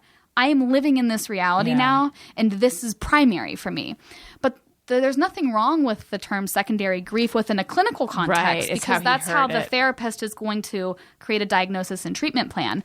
But to a person, we only know what the words mean. Mm-hmm. And so the word secondary can be experienced as minimizing. And I want to be clear, like I'm not knocking my colleagues' work, because it's really important. And I'm just really interested in this problem we have where we have a lack of language to help us accurately describe our lived experiences. Is there a language that is better at this? Not necessarily better, but I mean, the language you use is a reflection of the culture that formed it. Like Spanish, for example, handles the concepts of grief differently than we do in English. Like it's not a direct translation. Like dolor in Spanish is like pain, but it can also be like grief, and it's just not an apples to apples translation. I've actually found that studying death words in other languages, just looking them up or talking to someone who speaks the language, can actually give you really good insight about how your primary language like handles it. Like in the US, I mean, we have death and grief and loss and all of these sorts of words, but other languages will sometimes have more specificity and they'll kind of divide those concepts up in different ways. Does German have a lot of words? Oh my God, I love the Germans because they just like create words all the time. Like I read an article that during the pandemic, there's been like 60 new words that have been accepted into the German language. And it's all like, because the language works, you can mash words together. Yeah. So Germans tend to be very like accurate about what they're describing. Spanish to me is like very... it's artful. I think Spanish is like it's speaking art, but I'm thinking that as someone whose primary language is English, right? Having acquired Spanish later, so yeah. I think we should. I'm trying to figure out what we should do. I think we should take questions from listeners. I'm on Patreon, patreon.com/AllisonRosen. All sorts of fun stuff. There's bonus episodes of The Friend Zone. That's my Patreon bonus podcast. There's a level where you can text me and I'll text you back. There you can see videos of the Thursday show and also outtakes. Alternate photos that weren't used. Hot gossip, all sorts of stuff. Subscribe for a year, get 2 months free, and also you can get your question ahead of the line, and we have a song.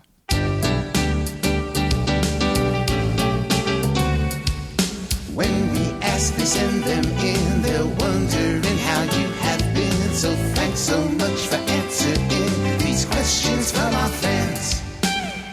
Okay.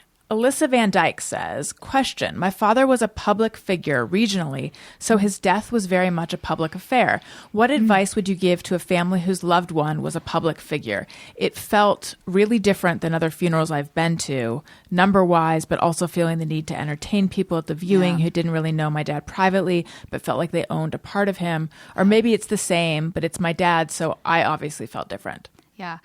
That is a beautiful question, and it touches on a type of like a loss experience that not everybody has. You only have it if you like have lived it and know what it feels like. So typically, when somebody dies, support is received like inward. If you are immediate to the loss, then everyone supports you. And then if you're like friends with the person, then you are supporting them. And then, the sort of farther out in the rungs you go from the dead person, you maybe are not receiving support on the very outer rungs. Right. When someone dies that people have a relationship with, even though they never met that person before, like a celebrity or an author or a musical artist, any of those sort of people, what can happen is that person needs to express their relationship. And so sometimes what can happen is then you end up having the grievers, the people affected by the immediacy of that loss, having to then end up supporting like randoms who you've never met before and you don't even know their name. And it's kind of a little bit like an imbalance of power. Like you have someone like, okay, like when you have a podcast and you have people, they know so much about you, but you don't know them. You don't know their name. You don't know where they live. You don't know where they work, but they could. Unless they're on Patreon. Yes, exactly. But you know what I'm saying? Yes. And so when there's a death in those communities, the only option somebody has is to express their, like, how important that person was to them. Because also, it's kind of interesting. So it's really hard to support somebody in grief when you don't know them or have a relationship with them. And so when someone like famous dies and then their family is left, the grievers who come who didn't have a relationship with the deceased, those immediate family members are like a conduit to the last chance to give the message, the last chance to have it be a two-way street relationship. Right. Like there's a transference. Yeah. It's like, people want to come and just, that's the only chance they will have to say their piece about how important this person was. Also, this happens with prominent people in religious communities that die, like big famous rabbis or priests or whatever. So what do you do about it? Really, the only thing you can do is be aware. This is like something that I would communicate, like if you're working with a funeral home, be like, hey, that is a notable person. The funeral home will know if it's in the community. And just to make sure that there's some like line management or just being able to talk through what the family wants to experience or not experience. Some people will be very comforted hearing how much somebody's work or life affected others. But not all people will. The problem is that this is basically something that is not talked about in advance because it's not part of any like normal conversation that people have. So what happens is what exactly happened to your supporter there. Like it happened and they like lived through it. So hopefully just talking about this will help somebody somewhere. But really about the best thing you can do is be aware and structure funeral services around that. I also recommend creating a place online and like putting it in the obituary. Please leave your memories here on this webpage or whatever it might be, and then kind of like helping to funnel some of that. Yeah, that's a good idea. Lisa Murphy Tate says, grief is something we are never taught by our families until we lose someone. Does Cole think this needs to change? If so, how do we change this? Many children and teens encounter loss and grief without proper communication skills or techniques, which can turn into a variety of less than desirable behaviors, mental illness, dysfunction, etc. Side note, I used to work for a grief center in southwestern Illinois. Oh, okay, wonderful. I have a book coming out about this for kids. Oh, yes. It comes out September 3rd, 2024. Oh, my gosh. But it's because it's now a full-color illustrated book. It's called A Guide to Your Grief. Now, aside from that, I really think that death and dying education should be in grade schools, to be honest, because it's normal and everything around you dies, not just people. Pets, chairs wear out, computers, what do we say? Computers die. Like it's everywhere. And it's also all over TV, all over the news, all in music. So it's not like the kids are not being exposed to this. And I believe it's time to have some sort of structured information provided. Do you think it's not because of the difference in belief of the afterlife and like this sort of like people feeling that it's a religious thing? There's a number of factors that I believe are like why this is not a standard part of American education. And part of it is like what is incentivized in our education, what schools receive incentives for offering. Working for the man. So yeah, like basically you know, becoming good workers. So the pandemic has created more children than in recent history who have lost like without a parent. And I cannot tell you the number of inquiries that like I have gotten for like this book, for example, because they're desperate for material that is written for kids to them. It's not written like above them. And so many parents, this is one of the most common questions I get is from parents that are like, my daughter, like what do I say? Like, what do I say? And I know it's really hard because as parents, okay, what have you been told about how to talk about death and dying with your kids? So the only places that I've received any instruction have been, so I mean, the answer is nothing, but I have talked about it with my therapist. Yeah. And then also my kids go to a really good preschool and they have like chickens and rabbits and things like that. And so periodically we'll get an email that's like, sad news about Susie, our beloved chicken. You know, Susie died. Just wanted to, give you a heads up. We told the children we use really straightforward language, like her body stopped working, she wasn't in pain, or something like that. Like that's it. So yes, but without that preschool, my kids would not have, and that has all kind of instructed me in how to talk about it. But yes, that's wonderful. That's totally accurate. Like just be like direct about it. And usually the kids learn from adults to be freaked out by it. So the problem is if someone like a kid asks you about it and you're like, okay. Right. Like whispering is telling someone, oh my God, this is serious, more serious than I realized. So it's also important to be aware of your body language. And the thing is, we learned how to deal with it from the environment we grew up in.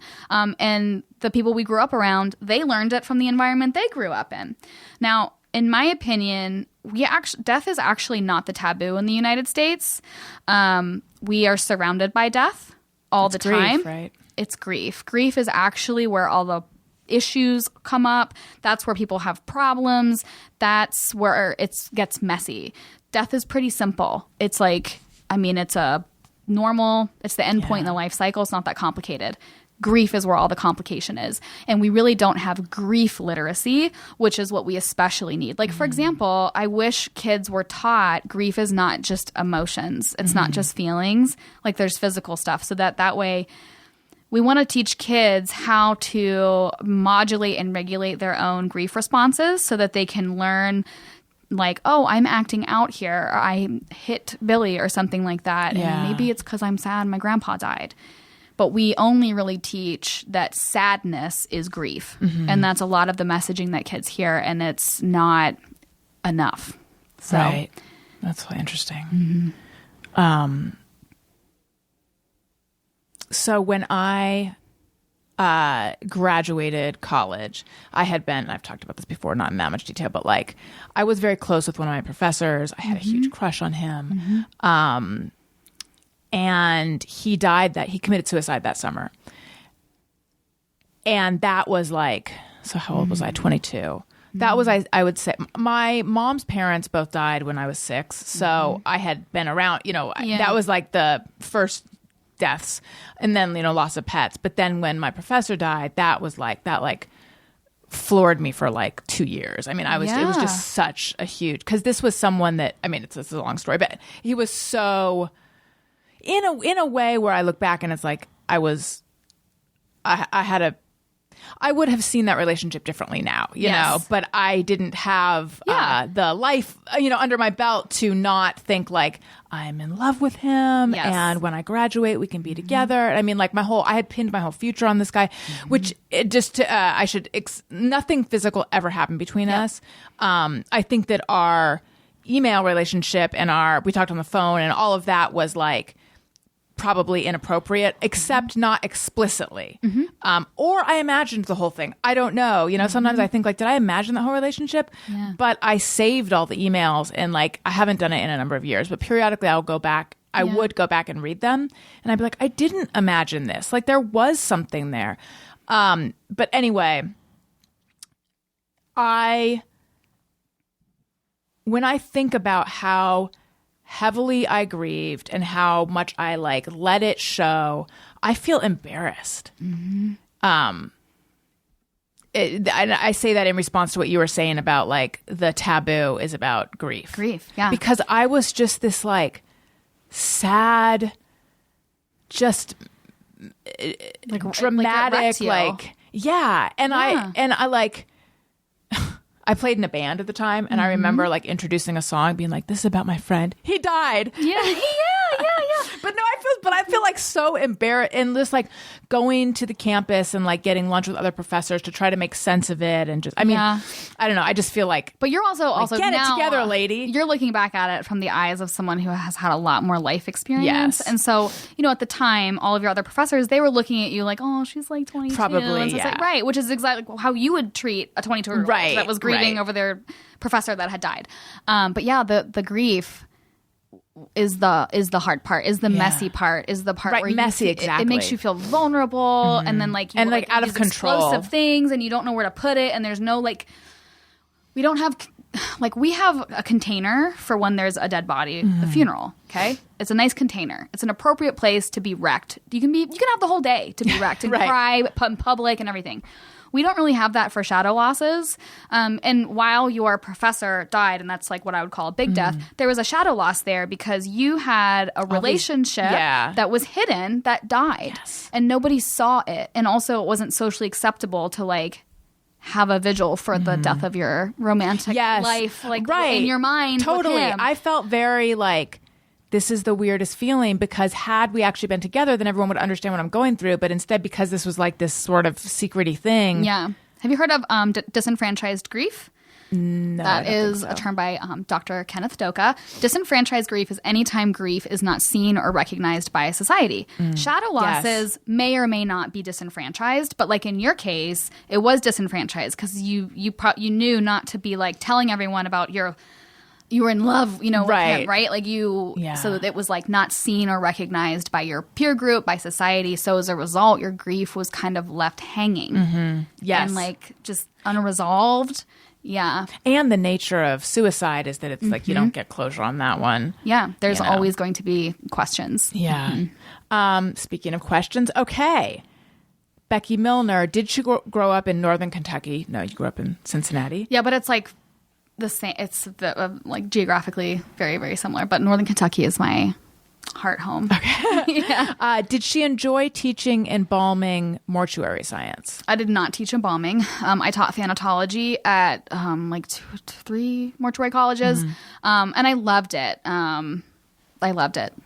Yeah. Drew Spicer, how does she feel about the pop science side of senescence, or the anti-aging movement that's gained traction over the last several years as it pertains to our view of death?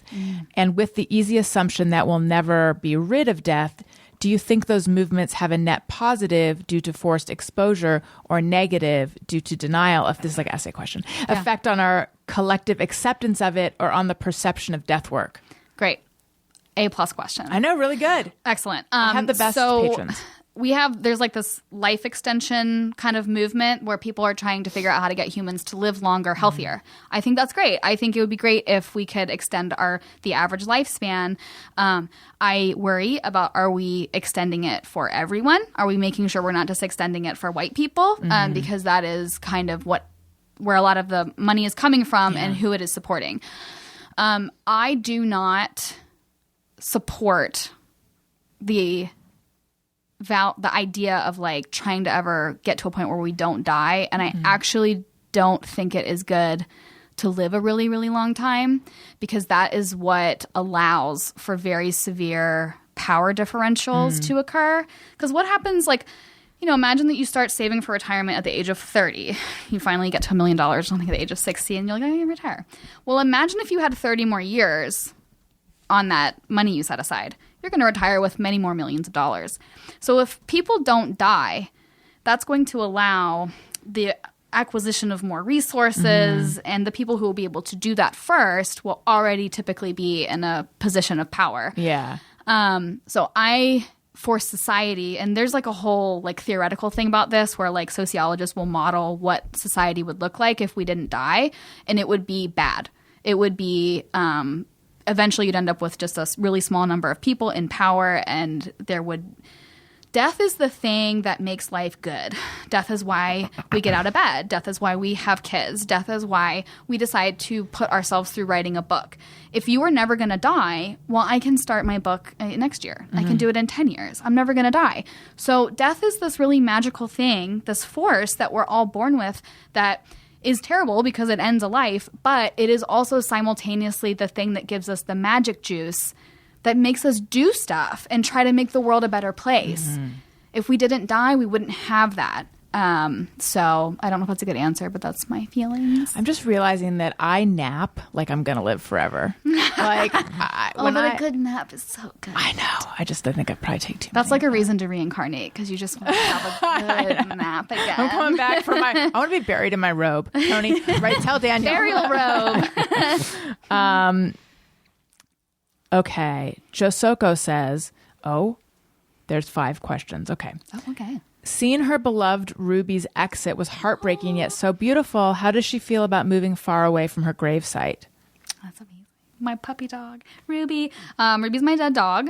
So Ruby was buried at a cemetery in northern Kentucky, and God, I miss that dog. So I went back home for the first time after moving here at the beginning of December, and I went down with my mom and dad while they took me to the airport to fly back here. And we all got out of the car, and I saw Ruby, and I cried again. I think Ruby's really happy. So Rick, who is the superintendent at that cemetery, I love Rick. I miss him so much. I miss the cemetery there. He actually hand-selected her burial spot.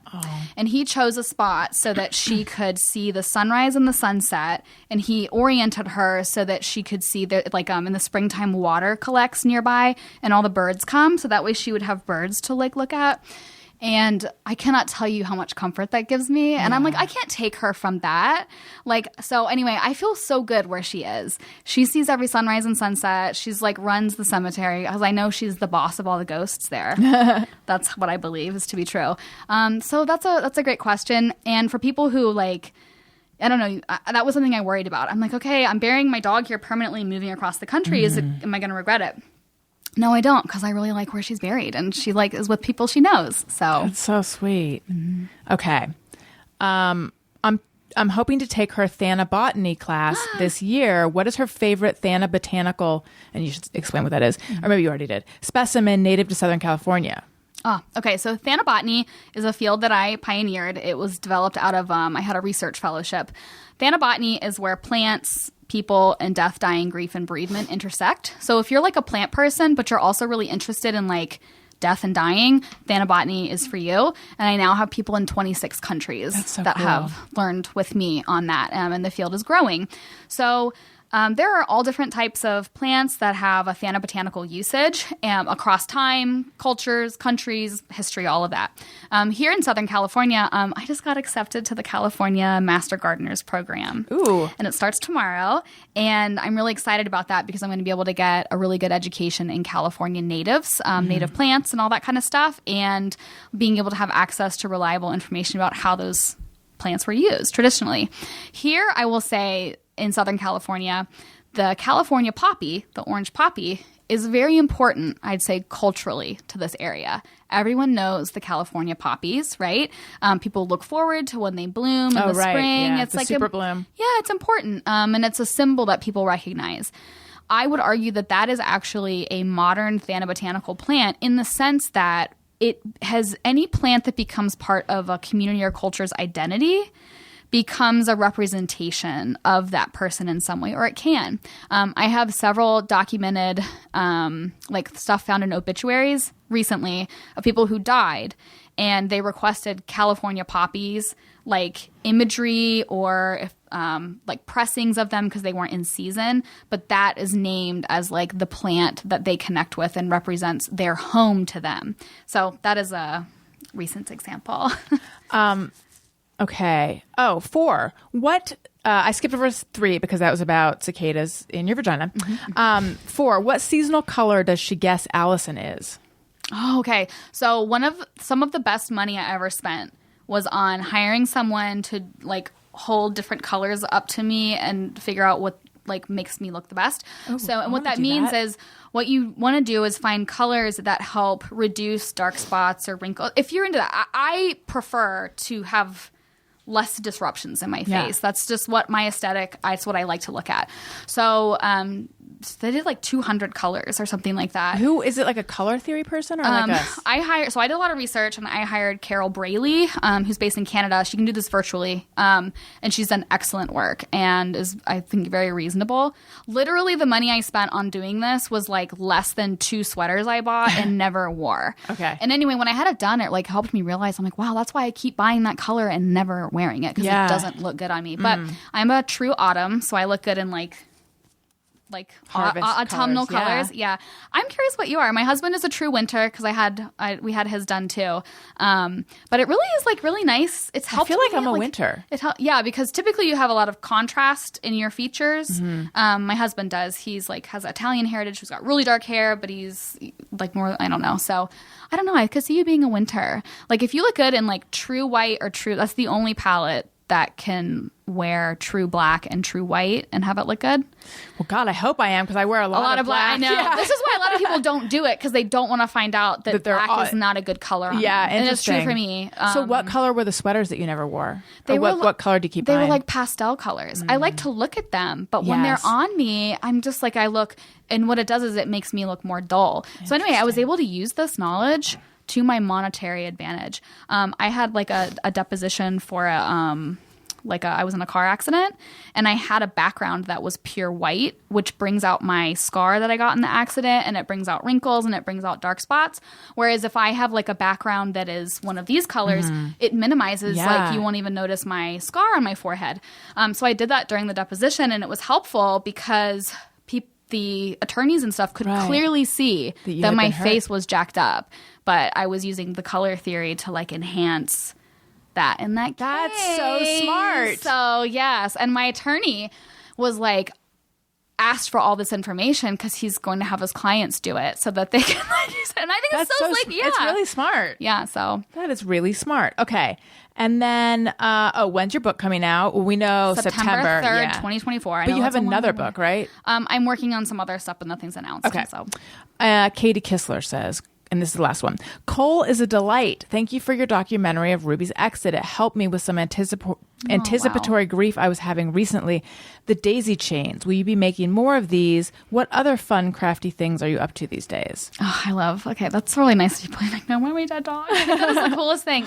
So daisy chains, I started making daisy chains, which is just like this little beaded necklace style with like little flowers, when Ruby was dying. And then now it's become like a little philanthropic project of mine. So 2 times a year in June, Ruby's birthday, and usually like November, I will do a daisy chain drop. So periodically, like I will make daisy chains like on the weekends or whatever, and then I will sell those, and then I donate proceeds or a portion of proceeds depending to different causes. So people buy these daisy chains and it comes in like this. I had custom boxes made and I had like a little booklet. But I am a hardcore crafter. I have a big piece of furniture that's refrigerator sized that you open it up, and I have more than 40 different crafts. That's so cool. In it. So I'm always crafting. It really helps. I think I need to do that in order to do my job because I'm exposed to so much like upsetting stuff all the time. So I need to like bead or like draw, or I don't know. I'm making corsages tomorrow and I'm making the little corsage holder. So that's like my upcoming craft. So do you ever find yourself crying with people? Sometimes. And I think sometimes that's really helpful and appropriate. Sometimes you have to be really careful though, because you don't want to make it about you. You know, like there's a difference between like, oh, you reminded me of my grief, so I'm crying for myself, versus like you're crying and I feel connected to you and I'm meeting you where you are. That can feel very different. So right. It takes, I think, experience to know when. Yeah. Oh, Alie told me I should ask you about pickleball. Oh my God, I'm obsessed with pickleball. Listen, it is so fun. It is so good. Is it played on a tennis court with little rackets? Is that pickleball? So, what is pickleball? A lot of times you'll see people playing on a tennis court, but the tennis court is bigger than a pickleball court. A pickleball court is smaller. The net isn't as high, and you use a smaller paddle. Pickleball, I mean, the people like say it's like it's like retiree sport. I mean, it is. There's a lot of people that are, but there's also a lot of young people that do it. My husband and I, we play a lot of Sundays with some of our really good friends, and it's so great because I will get like a workout according to my Apple Watch, but I will not be wrecked, and I will be able to go out and brunch afterwards. And it's something where you can like be actually playing. I'm not good at sports with balls or like intense things, plays. I don't do that. If you are not an athletic person, you can handle pickleball. It is so much fun. I have actually decided to make it the official sport of the School of American Thanatology just so I can figure out how to get custom paddles made and like to justify it as a business expense. And then I want to actually like sponsor some of my students in different parts of the world to like have a little pickleball team because I just believe in it. I also love it because you can do intergenerational, which I think intergenerational relationships are really important. So it's awesome because you can be a 19-year-old playing with a 68-year-old and the 68-year-old will whip you. So yeah, I'm a big pickleball fan. My husband and I started the Northeast Los Angeles Pickleball Association. It's like a little pickleball club. That's how much we're into it. So that is awesome. Okay, boy, I could talk to you forever, and I have talked to you forever. Let's quickly do either Just Me or Everyone or Hey, Go Fuck Yourself. Which one would you rather do? Let's do It's Just Me or Everyone. Okay. So I was like thinking about this. Sometimes I ponder on something I have thought or done. Is it just me or everyone? All right. Is it just me? Or does everyone have like a shared bizarre language that you have developed with your partner over a period of years where you have like words that make literally no sense, but you both use them all the time and you don't even notice it. And it's just part of like your shared language. Do you have that with? Yes, but more so I have it with my sister. Okay, yeah, yes. And it's been going on since we were like teenagers. Okay. Yes. Yes. But yes, with Daniel I do. But I feel like it's more of like a full language with my sister. Yes. You know. Yeah. Okay. Yeah. Do you have any like words that you guys use that mean something that's completely inaccurate to what the word actually means? Say it. Say it. Say it. Okay. We call. Oh, I've never talked about this. Bring it. Yes. Okay. We call breasts goats. Okay. Because I had a dream that I was wearing a Mickey Mouse nightgown, which is what I used to wear at the time, and I was hanging out with this band they were friends of mine, and I was so into them. And one of them turned to the other one and said, "Look at Alice." The dream. Goats. Look at Allison's breasts. They look like two goats. Oh my God. And it's stuck. And that's so my sister and I, we call them the goats. This day. Yeah. And then for some reason we call butts the butt is the whale, but we don't use that one nearly as often. Goats is we never don't like it's say replaced. That. Yes. The word it's replaced. Yes, exactly. Language. Yes. I mean, we have so I'm trying to think of other ones. We have so many.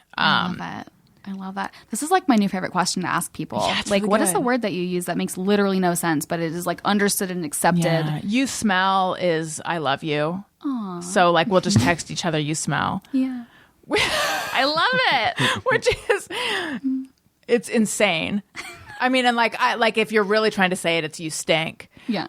Wait, what are ones that you and your husband have? Well, I made a list because I was like, get into it. So we have this really weird way of saying we're going to take a shower. So, okay. During the Trump era, do we remember rinse Priebus? Was like, yes. Okay. So, did you say you're going to take a rinse Priebus? yeah. So at some point, because his name was Rinse, I was like, I'm going to take a rinse Priebus. Okay. And so now it's also evolved because I looked up like what the word rinse means. And then I was like, what is the word, like the counterpart for like when you're taking a shower that is more liberal or like your water is being used more liberally? Okay. And the word is sluice. which is also another that's word. a fun word. So because a rinse prebus is going to be more conservative. Okay. So that means for us that we're taking like a short quick one, yeah. shower.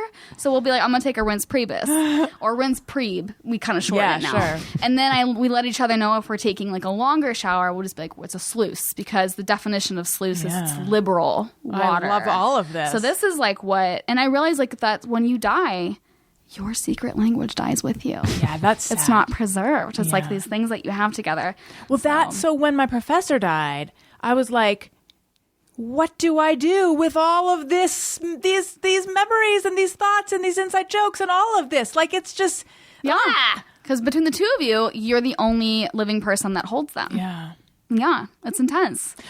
My husband and I have I'm realizing like a lot of language around our dog. Yep. You must have that too, Yes. right? Oh, absolutely. Like I don't know why. I mean, like, I feel like everyone has 1,000 nicknames for their animal. Yes. At some point we started calling her the Noon. Oh. But why?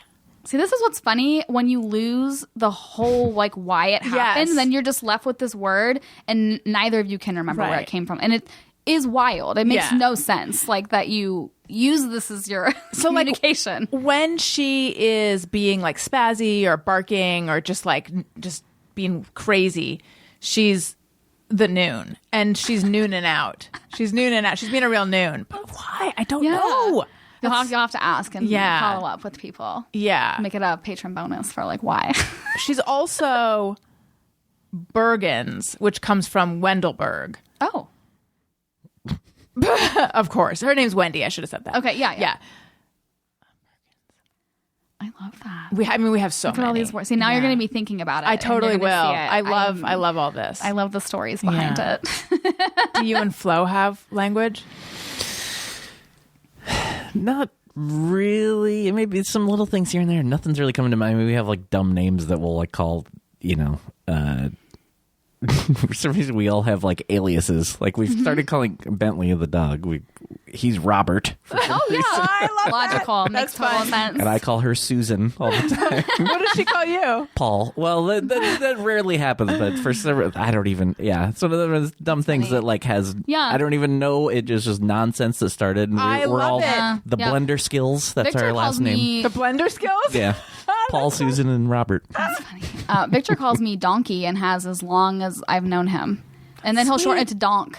Like, what are you doing, Donk? And it does not faze me whatsoever. It's my name. So, That's so, I love it. This is such a good question. Thank you. I worked on it. It's really, I really wanted good. to show up. Prepared oh my with God. food Bread and a good butter and a perfect just me or everyone. I love it. Thank you so much. Tell everyone where they can find you. Plug all your things, please. You can find me at coleandperry.com. And I have a weekly column like about grief, but like in the vein of how you've heard me talk about it. So it's not going to be like, you're not going to feel bad after reading it. And you can get that at grieformadness.com or on my website. It comes out on Thursdays. And then you can visit the school at americanthanatology.com. I want to try to put some stuff on YouTube. So you like subscribe to me on YouTube. That would be cool. And is it Cole and Perry? Yeah, just my name. Okay. Yeah, I'm the only Cole and Perry. Like, there's no other one. So you're just so Google me lucky. and everything will show up. Tony, what about you? Twitter and Instagram at Tony Thaxton. and Bizarre Albums every Tuesday. And if you'd like what you're hearing, or even if you don't, please make sure you're subscribed. Leave us a nice comment on Apple Podcasts or wherever you're listening. Click 5 stars. You can watch this on YouTube, youtube.com/Allison Rosen. And while you're there, subscribe and please like and comment on all the videos. I've been on there for a long time, so every single one.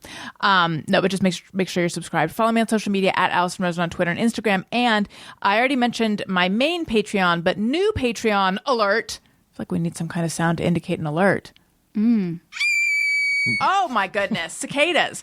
Is that what they sound like? Of course. So Upwardly Weekly is sadly no more. However, Todd and I are not hanging up our podcast caps. I don't know what we're still putting out our podcast and Todd and I are continuing. So we're on Patreon. There's just one level, $2 a month. I think my throat made a lot of sounds because it was excited. And you can support that if you want. Patreon.com/Allison and Todd. Allison with one L, Todd with one D. Take it up with our parents. Cole, it was so nice finally meeting you. It was Thank so you for wonderful having talking. me. I'm very excited to try the bread and butter, which I'm going to do in 1 second. Listeners, thank you for listening. I love you. You matter. Goodbye. Hey, do you know about the Allison Rosen show? We had a good time, but now we gotta go.